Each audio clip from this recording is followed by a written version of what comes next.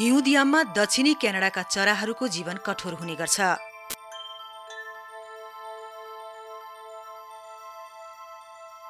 कठोर जीवन भोगिरहेको यो चरालाई यहाँ आउने धेरैले माया गर्छन्।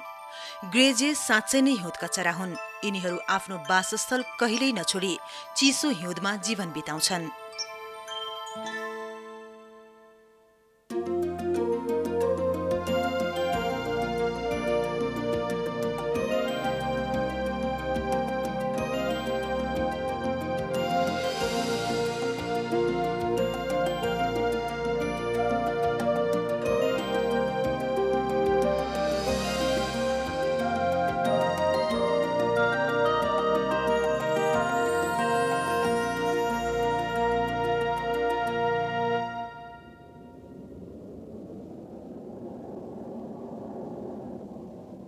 डिसेम्बर महिनाको अन्त्य हुँदैछ।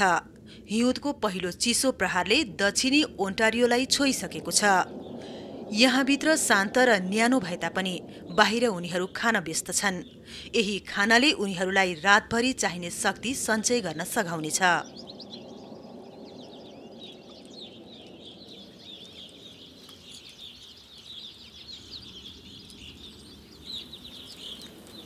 हुन त उनीहरू आफैले खोजेको आहारका भरमा पनि बाँच्न सक्छन्, तर खुवाउने भएका बेला जीवन सजिलो हुन्छ।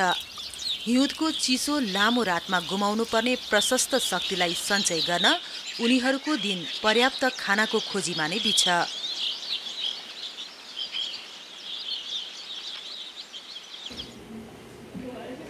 हिउँदका बेला उत्तर अमेरिकीहरू करोडौं डलर चराको आहारमा खर्च गर्छन्। क्याम्पबेल फोर्ड, ओन्टारियो यसको प्रमुख स्थान हो। अहिले हिउँदे चराका लागि प्रशस्त आहारा छ। आहारा पर्याप्त पाउन थालेपछि चराका केही जातिलाई असर पर्न थालेको छ। उदाहरणका लागि कार्डिनल्सहरूले नयाँ आहारा पाउन थालेपछि आफ्नो हिउँदे क्षेत्रलाई अझ उत्तरतिर विस्तार गरिरहेको छ।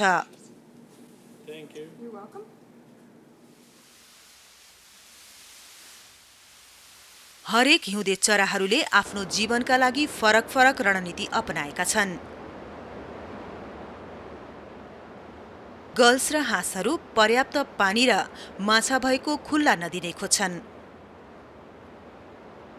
हिउँदका बेला नाइग्रा नदीमा 13 प्रजातिका गल्सहरूले आफ्नो हिउँदे वासस्थल बनाउने गर्छन्। यो नदीमा झरना र कडा बहावले प्रशस्त माछा मारेको हुन्छ। अनि यी धेरै डाइभिङ हाँसले झैं यो क्यानाभेक्सहरूले पनि नाइग्रा नदीभन्दा अझ दक्षिण जान आवश्यक नरहेको कुरा बुझिसकेको छ। उच्च आर्कटिकबाट तल 3000 किलोमिटर उत्तरमा यी सुन्दर ओल्ड्सकभ हाँसहरू आउँछन्। उनीहरू हरेक दिन नदीमा बग्दै ओन्टारियो तालमा आइपुग्छन्। साना चराहरू चाराको खोजीमा हिँडेका बेला डाइभिङ हाँस र गल्स पानीमा हुन्छन्। चराका शत्रु पनि यतिखेर हिउँमुनि जमिनमा प्वाल बनाएर बसेका मुसा र भोल्सको खोजीमा हुन्छन्। धेरै चराहरू ओन्टारियो तालको उत्तर यस टापुमा आइपुगेका छन्। खस्रो खुट्टा भएका चिलहरूलाई यही अवस्था उपयुक्त छ। घाँस सहितको ताल किनार, हल्का हिउँ अनि मुसाका उपयुक्त संख्या यिनै कुराले उसलाई आकर्षित गरेको छ। छोटो कान भएका लाटो कोसेराहरूको शिकार थलो पनि यही हो। कम्तीमा 10 प्रजातिका लाटो कोसेराहरूले यहाँ आफ्नो हिउँद बिताउँछन्। शिकारका लागि पर्याप्त मुसा र भोल्स भएकाले उनीहरूको जीवन सजिलो भएको छ। उच्च आर्कटिकबाट आएको हिम लाटो कोसेरोले यहाँ हिउँदे इलाका छुट्याएको छ र ऊ दिनको उज्यालोमा शिकार गर्छ भने सहेट लाटो कोसेरोलाई शिकार गर्न अँध्यारो चाहिन्छ। मानिस र उल्लु दुवैका लागि यस्ता टापु हिउँदमा आराम गर्नका लागि उपयुक्त हुन्छ।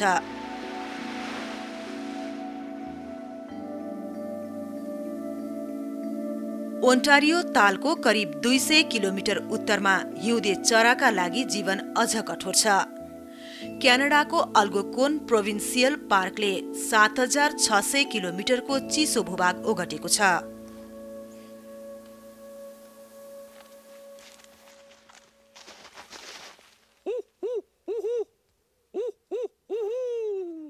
रोन टोजर, लाटो कोसेरोले जस्तो स्वर निकालेर साना चराहरू आकर्षित गर्न खोजिरहेका छन्। यहाँ आउने थुप्रै मानिस चाहिँ उनी पनि दिनभरि हिउँदे चरा खोज्दै गनेर हिँडिरहेका छन्।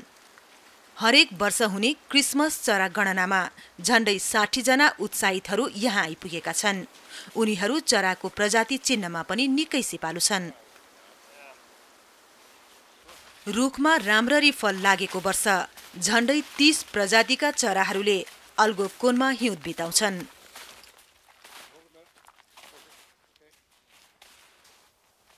प्रकृतिविद पाउल प्राट र उनका साथीहरूका लागि यो भाले स्प्रुस ग्राउस प्रदर्शनीकै लागि राखिएको झैं गरेको छ।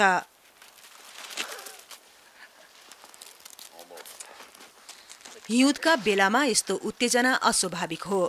रातो रङको ज्याकेटलाई अर्को भाले ठानेर यस्तो गरेको हुन सक्छ। जुनसुकै कारणले भए तापनि हिउँदियामा अल्गोकोनमा यो दृश्य देख्न पाउनु रोमाञ्चकारी मान्नुपर्छ।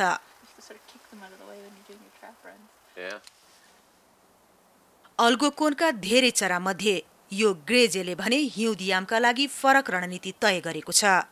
यो शरद र वसन्त ऋतुमा भण्डारण गरेको आहाराका भरमा हिउँदमा बाँच्छ। ऊ आहारालाई चिन्ह लगाई लुकाएर राख्छ।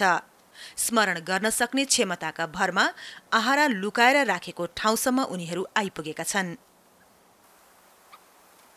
ग्रेजे पाइने ठाउँमा आफ्नो समय बिताउने जो कोहीले पनि यसको चोर्ने बानीसित परिचित हुनुपर्छ।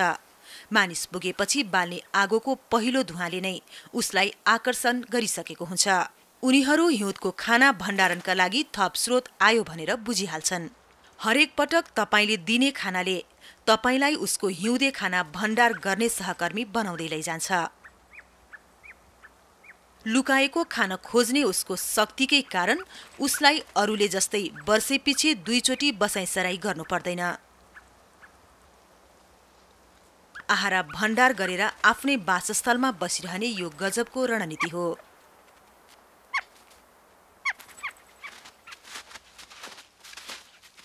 डान स्ट्रिकल्यान्ड अल्गोकोन पार्कका प्रमुख प्रकृतिविद हुन्। उनी ग्रेजेको आनी बानीका बारेमा 20 वर्षदेखि अध्ययन गरिरहेका छन्। ग्रेजेले हिउँदको अन्त्यतिर आफ्नो गुण बनाउन थाल्छ। डानको अनुसन्धानमा यिनीहरू राखेको कपास पाए भने हतारका साथ गुण बनाउन लिएर जान्छन्। उनी हिउँमा लगाउने जुत्ता लगाएर एक जोडी ग्रेजेको इलाकामा सम्पर्क कायम गर्न पुगेका छन्। उनी आफूले दिएको कुरा लिन्छ कि लिँदैन भनेर जाँच्दैछन्। यदि उनीहरूले डेनले दिएको कपास लिए भने अब गुण बनाउने बेला सुरु भएको बुझ्नुपर्छ।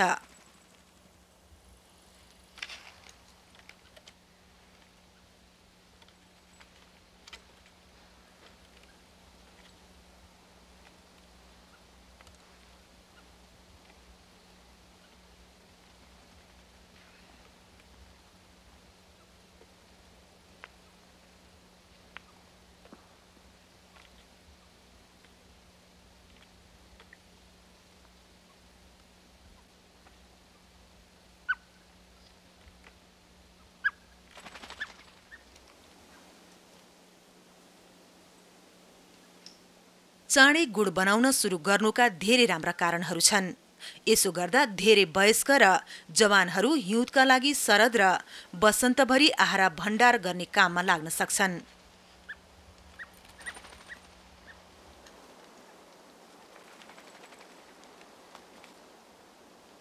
गुण बनाउने समयमा मौसम खराब भए भने उनीहरूलाई भण्डार गरेको आहाराले सघाउँछ। एक जोडी ग्रेजेले करिब 1 किलोमिटरको क्षेत्रफललाई आफ्नो इलाका बनाएको हुन्छ। वर्षौंदेखि आफ्नो बिदाको समयमा पनि डेन स्ट्रिकल्यान्डले यही वैज्ञानिक खोजीमा बिताएका छन्।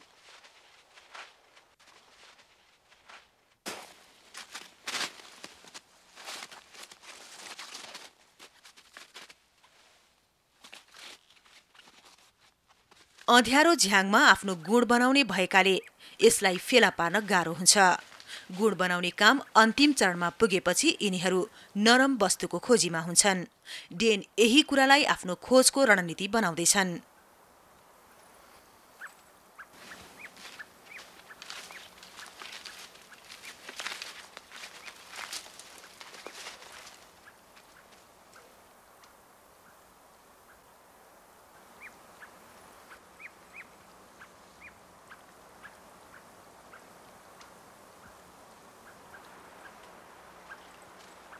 जब ग्रेजे प्वाँख टिपेर गुणतिर उड्नका लागि तयार हुन्छ, डेन पनि उसको पछाडि दौडन तयार हुन्छन्।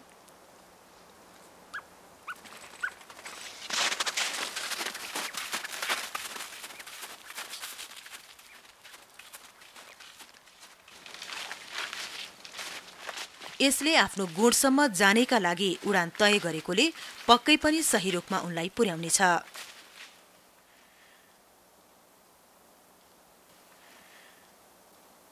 उसले आफ्नो गुण सल्लो वा चिउरीको बोटमा विचित्र ढङ्गले बनाएको छ। रुखका बोक्रा, डन्डी र किराको भुत्लाले बनाइएको यो निकै बलियो र गहिरो पनि छ।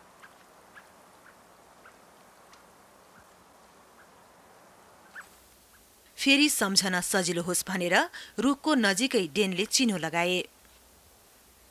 गुण बनाउने क्रममा उनीहरू गुणको तल्लो भागतिर कचौरा जस्तो खण्ड बनाउँछन्। यो उनीहरूले चल्ला हुर्काउनका लागि निर्माण गरेका हुन्। मार्च महिना लागिसकेको छ, तर पनि हिउँदको चिसो बतास अझै बाँकी छ। किराका कोकोन्स र सेडारका बोक्राहरूलाई गुणभित्र न्यानो बनाउनका लागि भनेर प्रयोग गरिएको छ। यी गुणहरू अप्रिल महिनामा आमा र बच्चालाई घामको न्यानो पुगोस् भनेर दक्षिण फर्काएर बनाइएका छन्।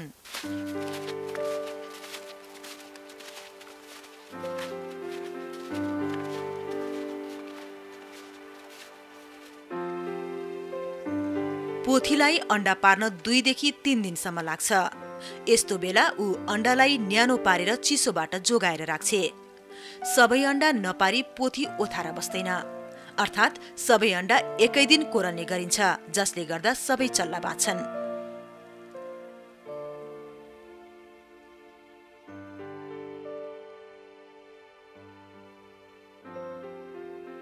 अल्गोकोनका अन्य चरालाई अण्डा पार्ने बेला न्यानो ठाउँको खोजीमा निस्कनुपर्छ वा हिउँदमा खानाको खोजीमा लाग्नुपर्छ। तर ग्रेजेहरू भने गुण बनाउने अनि चल्ला जन्माउने काममा लागेको छ।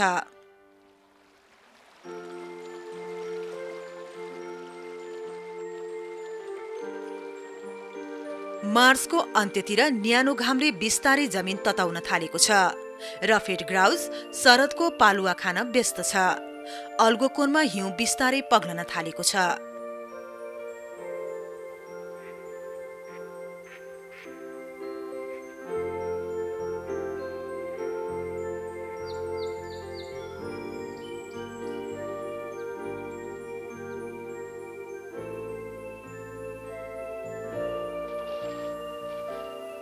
पाँच महिनाको हिउँदयाम सिद्धिन लागेपछि पानीमा बस्न मन पराउने प्राणीहरू आफूलाई मनपर्ने सिमसार खोज्न तल्लिन्छन्।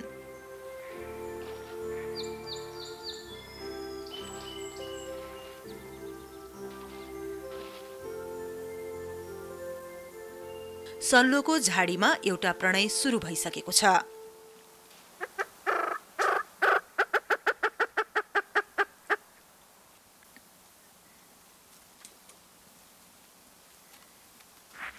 पोथीले रुख माथिबाट बोलाउँदा भाले स्प्रुस ग्राउज जमिनमा देखा पर्यो।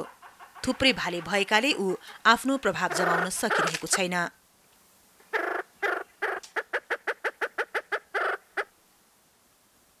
उसले रातो प्वाँख फुलाएर अन्य भालेलाई चुनौती दिइरहेको छ। यो उसको इलाका हो र यो उसको पोथी।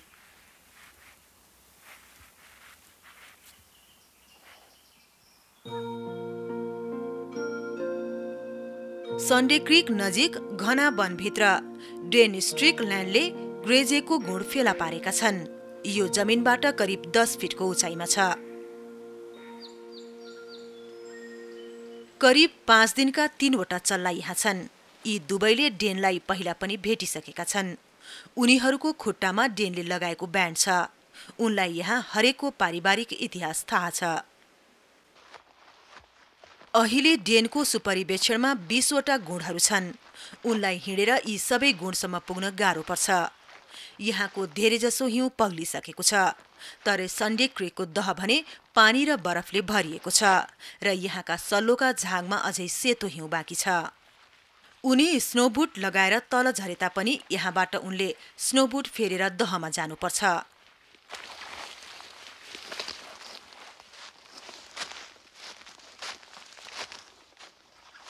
यो दहबाट निस्केपछि उनलाई हिउँमा लगाउने जुत्ता फेरेर यो झाडी पार गर्नुपर्छ। यहाँ हिउँ जमेको जस्तो देखिन्छ, तर हरेक 4 कदमपछि यो फुट्छ किनभने यसको मुनि जमेको पानी पग्लिन थालेको छ। डेनले ग्रेजेलाई अवलोकन गर्न र फोटो खिच्नका लागि यो ठाउँ बनाएका छन्। हलचल नगरी एकै ठाउँमा बसिरहन्जेल ग्रेजेले नराम्रो मान्ने छैन।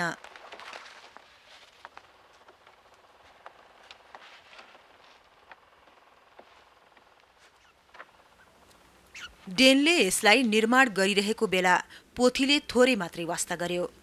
हुन त उसले 2-4 पटक गुणबाट बाहिर निस्केर हेर्दै डेनको खाना चोर्न पनि खोज्यो। यी प्राणी विज्ञहरूलाई अवलोकन मात्रै गर्ने र फोटो खिचेर बस्ने फुर्सद हुँदैन। त्यसैले पनि डेन आफ्नो क्यामेरा सहित अल्गोकोन पार्कमा 3 इन्च हिउँ जमेका बेला पनि हिउँदे चरासँग उठबस गरिरहेका छन्।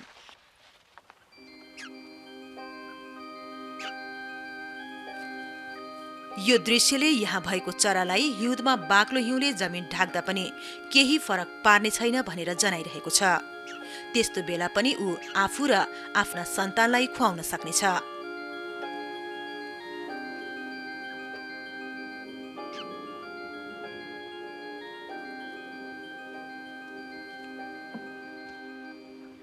धेरै गुणहरू सुपरिवेक्षणमा भएकाले डेनलाई आफ्नो अध्ययनका लागि ठूलो क्षेत्रफल हेर्नुपर्छ।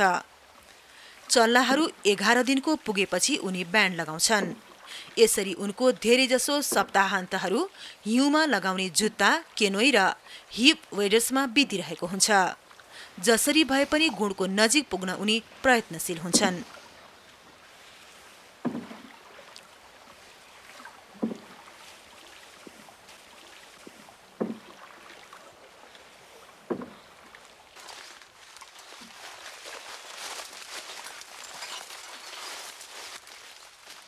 अल्मुनियमको यो भर्याङले उनलाई रुखमाथि हेर्न सजिलो पार्छ।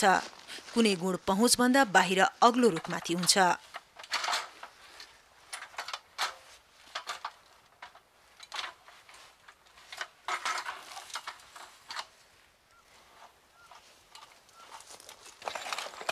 ब्यान्ड राखिएको उनको बाकस चित्रकारको रङ राख्ने डब्बा झैं छ। दुवै खुट्टालाई 2 वटा ब्यान्ड दिएको छ। त्यसैले सयौं रङहरूको मिश्रण हुने गर्छ।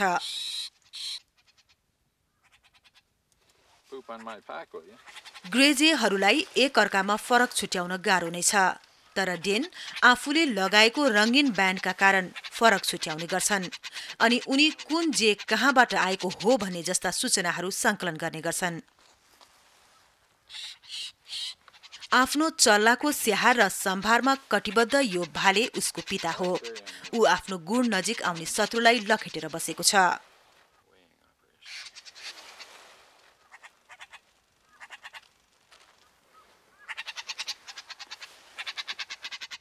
डेनको भाषामा यी चल्लालाई टाजेल वोपर अर्थात् दायाँ निलोमाथि बैगुने र बायाँ धातुको माला भनेर चिनिन्छ।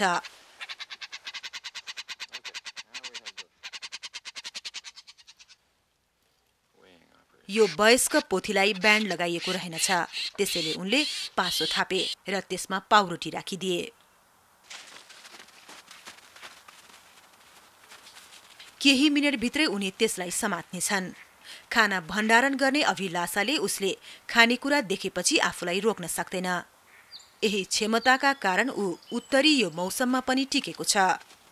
एउटा ग्रेजेको उमेर 16 वर्षसम्म हुने गर्छ। उनले रेकर्डका लागि खातामा लेखे। डेनलाई उसलाई फेरि पनि भेट्ने कुरामा शंका छैन। डेन खुट्टामा लगाएको ब्यान्डको आधारमा उसलाई चिन्नेछन्।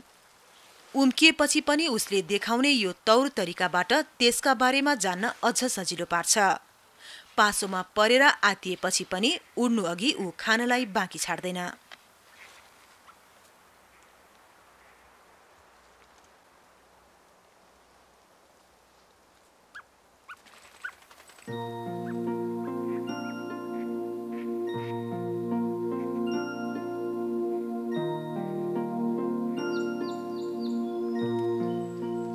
सन्डे क्रिकको एउटा गुणभित्र 3 वटा चल्ला आमाको न्यानो छातीमा सुतिरहेका छन्।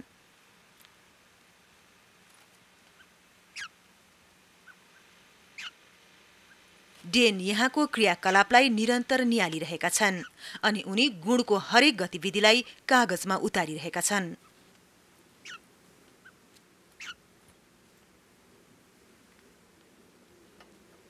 अप्रिल महिनामा चल्लालाई किरा फट्याङ्ग्रा खुवाइन्छ, तर अझै अर्को हिमपात हुन सक्छ।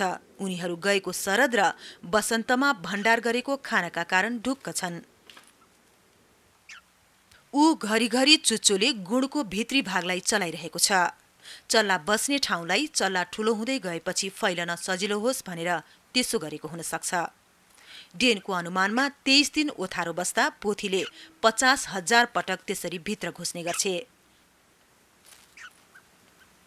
गुणको सम्भार गर्नु भनेको त्यसलाई सफा गर्नु पनि हो। उनीहरू चल्लाले गरेको फोहर राम्ररी निकालेर नजिकको झाडीमा फ्याँक्छन्।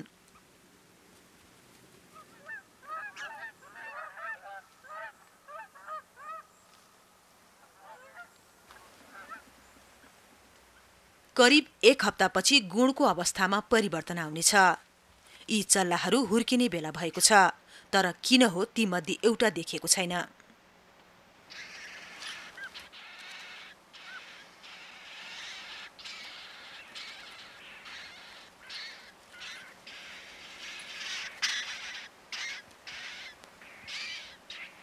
उनीहरू 3 हप्ताका भए। डेनले लगाइदिएको रंगीन ब्यान्डका कारण यिनको खुट्टा चम्किएको छ। उनीहरू पुरै बलियो भइसके।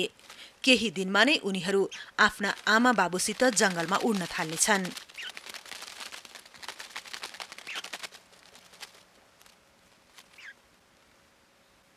केही महिनाभित्र चिसोले यो परिवारलाई असर पार्न थाल्नेछ। हुर्केर जवान भइसकेपछि यी दुई मध्ये एकले आफ्नो इलाका छाड्नुपर्नेछ। अप्रिल महिनाको 29 तारिख एका बिहानै गुणबाट निस्किएर यी दुई चल्लाहरू नजिकको रुखमा आइपुगेका छन्। अब यसको बहिनीले जंगलका बारेमा अनुमान लगाउँदै उड्ने तर्खर गर्दैछिन्। डेनले अनुमान गरे झैं ठ्याक्कै 23 दिनका दिन यिनीहरू गुणबाट बाहिर निस्किएका छन्। अब उनी उड्न तयार भइसकेकी छिन्।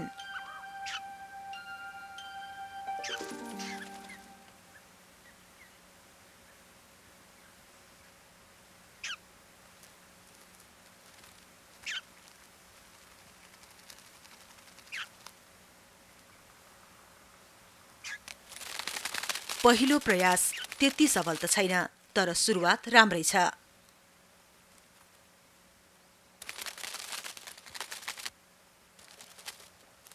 पहिलो उडानपछि ऊ खुसीसाथ एकजना मान्छेको हातमा उत्रिएको छ।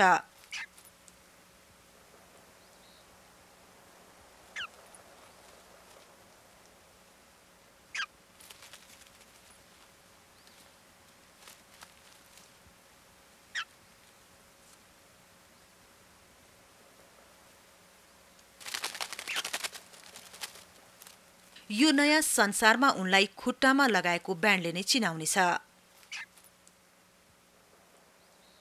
उनको परिवारलाई भने यो कुरा अझै थाहा छैन, तर जुन महिनासम्ममा उनी सबल भइसक्ने छिन्।